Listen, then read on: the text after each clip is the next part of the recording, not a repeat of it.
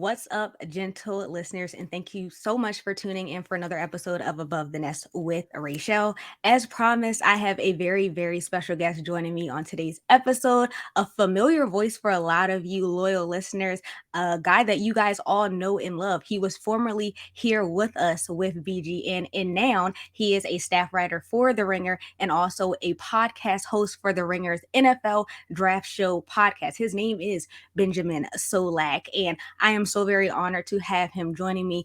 What's up, Ben? How are you going on? How are you doing on this fantastic Friday? Yeah, you gotta chill with the gas. That was too much. I'm too hype right now. There are 50% of the people listening to that intro were like, "Sick, it's Ben." The other 50% were rooting for Mike, and they're just disappointed. But it's whatever. They'll No, get over it. you are literally like a celebrity here. So, like Nope. I said, I'm honored to have you joining me. You're the expert. This is your time. This is your time. It's always very nice to be back. I was saying in the pre-show, it's always fun to be back in the saddle. But it's funny. I think other places probably hear me and they're like, "Oh, like Ringer, NFL, like he's an expert. He knows what he's talking about." This place where I was like, "Yo, JJ Arthur-Whiteside's going to be good." They probably know. They know the actual truth. We're like, "No, this guy's an idiot. He never got a pick right in his life. Get him off Not the at all. stage." Not at all, not at all, not at all. But I'm like I said, I'm happy to have you.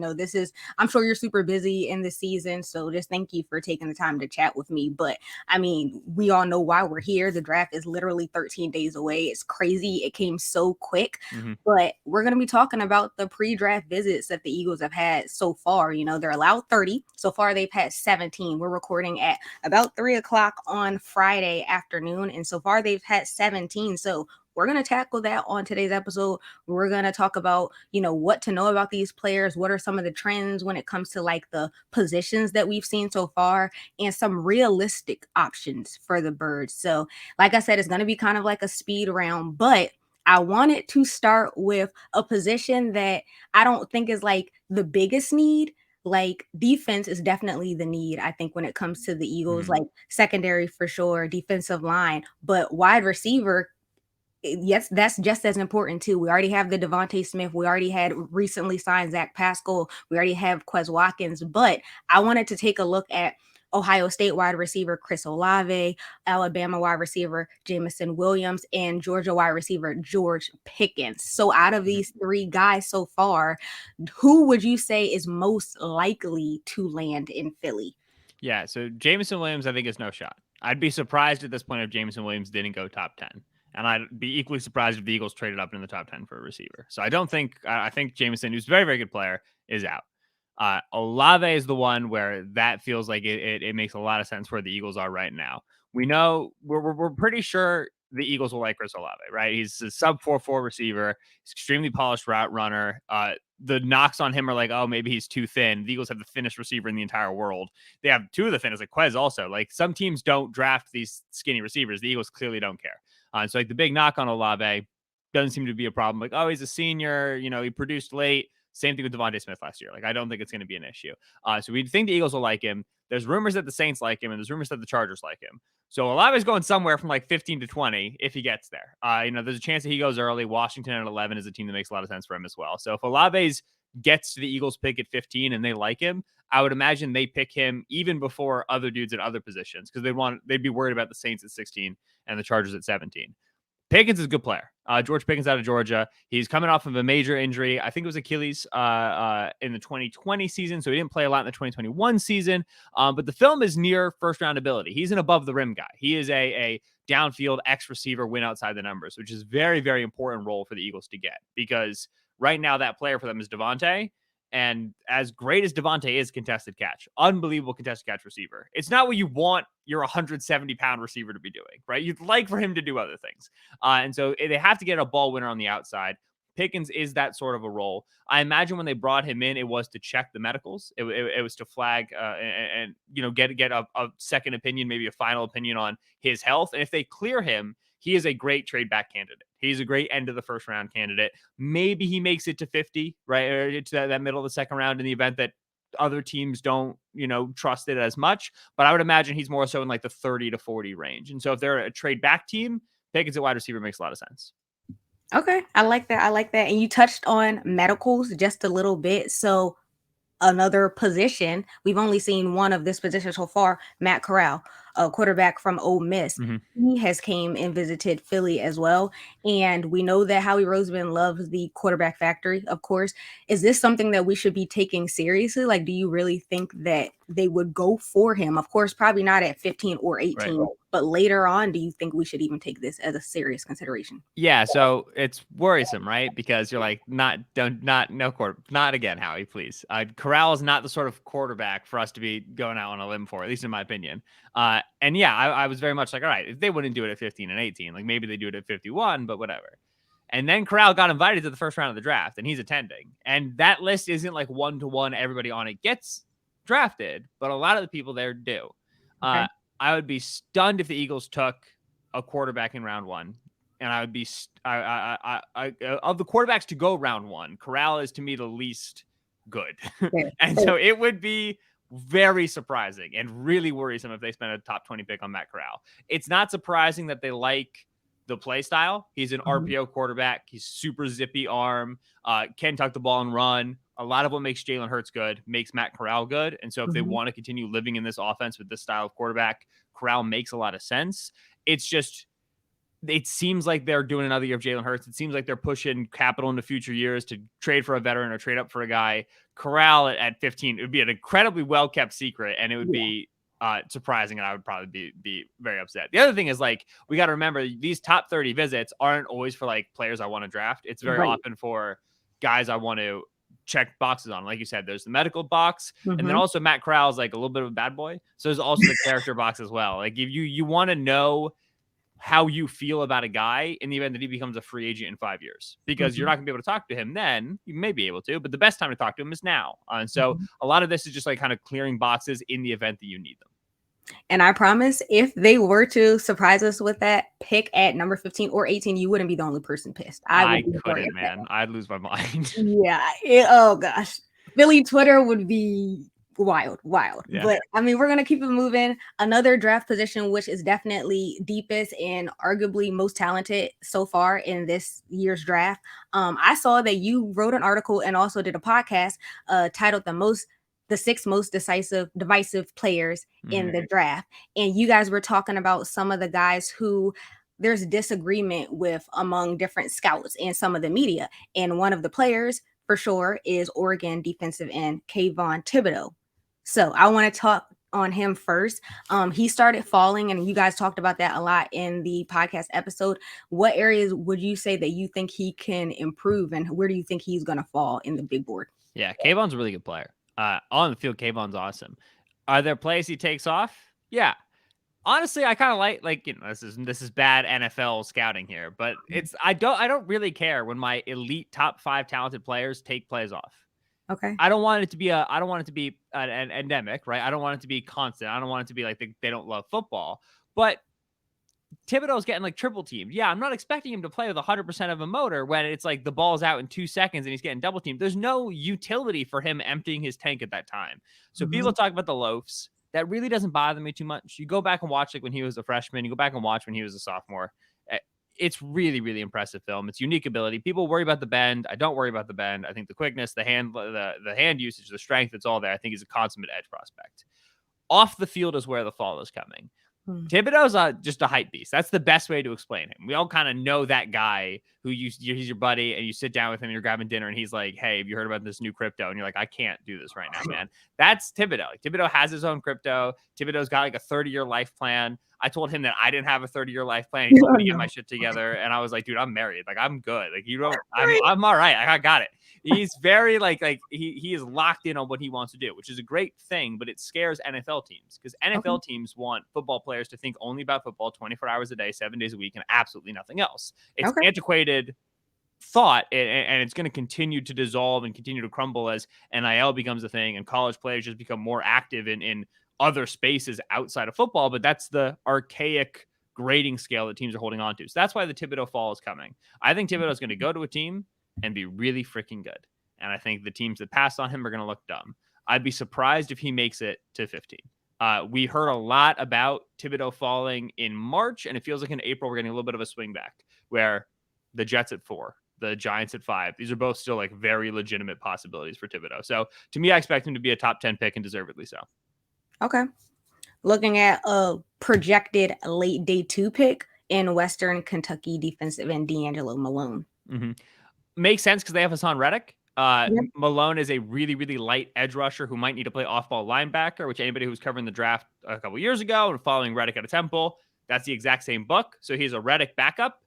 He's play that Sam role, that on-ball Sam linebacker that John Gannon needs. But yeah, that's a round 4 guy, and I certainly don't want him permanently rushing the passer. Like he's too light. That works in Conference USA for Western Kentucky. It's not going to hang at the NFL. So he's a Reddick backup and special teams guy, which is nice, but on day 3. Cool. Penn State, I'm gonna butcher this last name. Defensive end Jesse Luketa. Yeah. Oh, I thought you were going for the other guy. He has an even harder name. The other Penn State. Oh, but that's coming. We'll get to him. Yeah. Luketa is not dissimilar to Malone. Similar sort of a situation. He's a little bit heavier. He's a little bit stronger. A little bit better bend. He's more so of like picking at 81, picking at 1, or excuse me, picking at 83, picking at 101 sort of a guy. He makes sense. So around earlier than Malone, but very, very similar in terms of how you would use him. Better athlete too, because all these guys coming out of Penn State just have wild testing numbers. So if they miss out on defensive line in round 1 and round 2, which would surprise me, but if they do, Luketa is a good name to tag for day 3 or for round 3. Okay. Now we get to the defense, like the yeah. All right, Arnold. I'm not even gonna Go for it. Ebiketie. Yeah, Ebiketie. Well done. Yeah, we figured it out. Yeah. Ebiketie is a late round 1 player. Late round 1, early round 2. If he were to make it to 51, that'd be sick. I'd be curious to see if they do it, just because like defensive tackle needs help. Linebacker needs help as per usual. Going back to 2018, Battle on Bleeding Green Nation, linebacker needs help. Safety needs help. Same as 2018. Corner needs help, right? Every position on this defense needs help. The one position you would say is solid is edge. Josh Sweat was a Pro Bowler last year as an alternate. He's on an extension. Hassan Reddick was just signed. Brandon Graham may be coming back off his injury. We'll see how effective he is. And then Derek Barnett as your depth. Edge is good. So Ebiketie doesn't have as much flexibility, doesn't have as much positional kind of blurredness as guys like Luketa and Malone do, just because he is a really good pass rusher. You would want him with a hand in the dirt, rushing on all 3 downs. You can drop him, but why would you draft that guy at 51 or draft that guy at 30 with a trade back when you can just get a dude 3 rounds later who has more drop back experience and it's a less valuable position because it's like a sub package role for you? So I'd be surprised if they make that early of an investment at Ebiketie, but he's a really good player. And so if they get him, it's to their benefit. A better player is in the building, but then they're going to have like 5 edge rushers and still no linebackers and no safeties and no corners. It's going to drive me nuts. And so if they do that, it's like Jim Schwartz era all over again, where the only thing we care about is pass rush. I'm going to pull my hair out. Yeah. Cornerback, like you said, needs help. We all know that. And so we're going to get into that. This is probably the position that I'm most excited about. And like I said, they've already had 1, 2, 3 visits so far, pre-draft visits. So of course, Ahmad Sauce Gardner from Cincinnati, Clemson, Andre Booth Jr., and also Houston cornerback Marcus Jones. So out of the 3 of these, who would you say is the biggest standout? Yeah, so Sauce is awesome, man. Sauce has been awesome for years. Sauce gave up 60 total receiving yards this season. Kid's nuts. He just doesn't get targeted because he just suffocates his receivers. He's up on the line of scrimmage, big, tall, long guy. He's going to go top 10. Don't think they're going to get Sauce coming to them. That's like, kind of check your notes sort of a thing. Andrew Booth out of Clemson, real good player. Like him a lot. Big injury concerns for Andrew Booth. So it's the same story as with George Pickens, same story as with Matt Corral. We got to get him in the building to check some notes. If they feel good about Booth, 15, 18 would be a little bit early, given where he's being projected right now. I think they were hoping for McDuffie. Trent McDuffie out of Washington is corner 3. He's been kind of at that like pick 15 to 20 range in most projections up until last week, where all of a sudden like boom, 12 to the Vikings, boom, 11 to Washington. Like he's shooting up. So he might be pushing himself a little bit out of the Eagles' range. So Booth's that 4th best corner if you trust the health. I think, like I said, 15, 18 would be a little bit early. That again feels like one where you could move back a little bit and get it done. But if they take him that high, he's good corner. He's worth that top 20 pick. It's just he has to stay healthy. The last time the Eagles drafted a corner with health problems, it did not go well. He now plays for the Jaguars. They struggled to develop at that position. And so I like Booth, and I think he's a good player. He's a round one player. It's just where do they land on the medical flags? And then Marcus Jones is a very, very fun day two corner prospect. A lot of ball skills, a lot of explosive close ability. He's a little bit risk and reward. He's a little bit raw, playing in the same conference as Sauce Gardner. And so not in the same level of competition. Round two is great. Marcus Jones at 51. Ben's a happy camper. Cool. Mm-hmm. All right. The only safety that they've had so far come visit Penn State, Jaquan Brisker. Yeah, Jaquan Brisker. Please God, yes. Jaquan is perfectly set to be drafted at 51. That's exactly the sort of range we're looking at. Fringe top 50 player. He's combo safety, so you can play deep and you can play the box and you can play the slot. He's done all three, which is what you need when you're running too high. He's a captain for the Penn State defense. He's a vocal leader. He's a high effort, high physical tackle player, which is exactly what Jonathan Gannon needs, right? Gannon and Matt Eberflus, who he used to work under with the Colts, all about hustle, all about intensity, tackles, turnovers, takeaways, yada, yada, yada, whatever. That's Jaquan Brisker. He's a nutcase. Okay. He looks exactly like what they need at safety, and they so desperately need a safety. And 51 is like earlier than the Eagles have drafted a safety in 5 bajillion years or whatever. But this is one that makes so much sense because like there's other good safeties for them in round one. Dax Hill out of Michigan, Lewis Cine out of Georgia. They're just not going to take that player because to them, I don't think they view safety as a premium position. And we know how he is about his positions. So if you're not going to take those guys, get serious about Jaquan Brisker in round two. Jalen Petrie out of Baylor in round two. Those guys make so much sense at 51. And so offensive line, we know, is not an area of concern. Like that's probably the strongest area when looking at the roster. So right now they've only had Tulsa offensive lineman, Tyler Smith, and Kenyon Green. Out of the two of them, where do you think they would land? Or where would the Eagles pick them, I guess? Yeah, they're both expected to be first round picks. I don't think the Eagles are going to draft either. Maybe they're doing the check the boxes thing. Concerns. I don't know anything about Smith or Green that there's no major medical concerns with either. There's no major character concerns that I know of with either. So whatever they're fishing for, they're fishing for. If they draft around one offensive lineman, they're out of their minds. Good players. Hopefully not Eagles in 2 weeks. So do you think that these are more like the smoke screen pre-draft visits? Maybe smoke screen. There's also I say like character-wise, injury-wise, I don't know anything, but there's always things that teams know that we don't know, right? And it really just might be that, all right, they set their board, they grade, 22 players as round one grades, and then they say we have to have interviews with all 22 of these players, right? Like that's the thing that you'll do in the room is say, like, if we're going to grade this guy as highly, we need to interview him. And then they didn't get those dudes at the combine. So, all right, we got to bring him in. And that's the thing, 30 visits, but it's not for the top 30 players on your board. It's not only for round one targets. It's not only for local guys. It's just you have 30 cards you give to the league and you say, this guy has to come talk to us. And so it could be for a myriad of reasons. Okay. Another guy that's been getting a lot of hype, a lot of our Eagles mock drafts have been having him at number 15, Jordan Davis. So I was looking at the article that was Zach Berman from The Athletic wrote an article where he was doing a mock draft analysis on Dane Brugler's The Beast, and he was talking about how there's could be some risk involved. Do you think that this would be a good gamble for the Birds? I love Jordan Davis. Jordan Davis is the man. I will listen.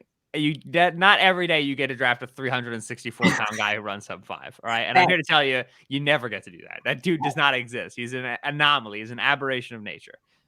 Jordan Davis is a player that makes a ton of sense for the Eagles. Javon Hargrave and Fletcher Cox both on 1-year deals currently. Both are free agents entering 2023. Obviously, the Eagles almost didn't have Fletch this year, and Fletch getting a little long in the tooth, and so defensive tackle is a position that needs to be shored up. Now, if you're going to live in a too high world, which is what Jonathan Gannon wants to do, 2 deep safeties, light in the box, you better have a solution to the running game problem because you currently don't have enough numbers to stop the running game. So you either need to blitz a ton and stunt along on the defensive line, which is what Zimmer did in Minnesota when Gannon worked for him. But the Eagles didn't really do that last year.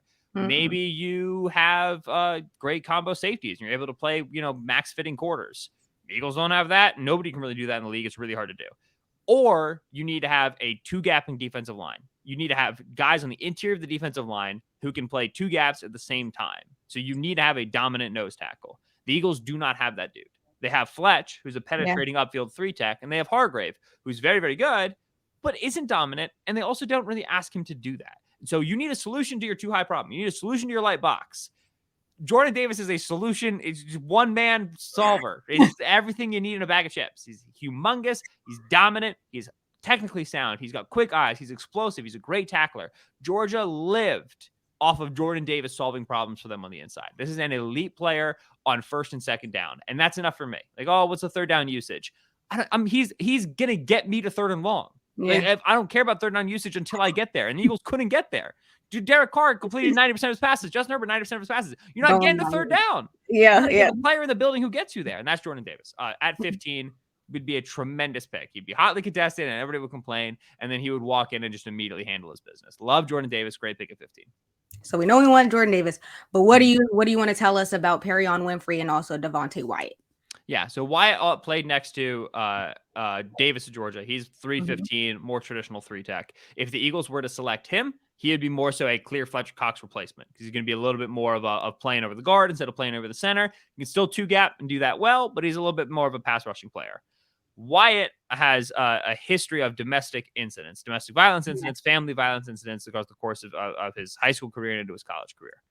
That is something that has got a lot of teams concerned. And we're seeing over the course of the last few days and approaching the draft, it's unlikely he's around one player. So this is a character flag.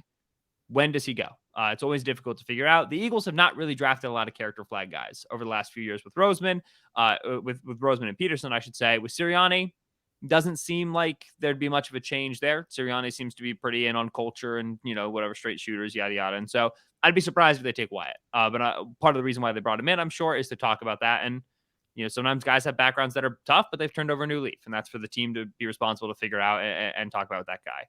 Winfrey's another interesting one because Winfrey is at times extremely flashy, very good nose tackle for Oklahoma. He's another pass rushing sort of a type. He's another get up field, third down winner. Winfrey is like talked about Thibodeau with the loafs. Thibodeau kind of not how much do you worry about a guy taking plays off and loving ball? Winfrey's a dude who the word on the street is just doesn't really love football. He's good at it. But you could be good at anything and it would maybe be better, and then that's something that teams got to figure out. So Winfrey's a round 2, round 3 pivot guy. So right around 81, 83, 101, you're probably a little bit too late for him. But if you're talking about 75, 65, yeah, maybe you can go get him. But you have to be confident saying that this guy's going to commit and he's going to get better every year and play out the whole of his first contract and play out the whole of his second contract. And a lot of these concerns can be overblown, right? The league kind of does a lot of pseudo psychology to figure out what guys are going to be like in 5-10 years. It's hard to do, but these are the concerns right now. So I'm sure that's why they brought Winfrey in.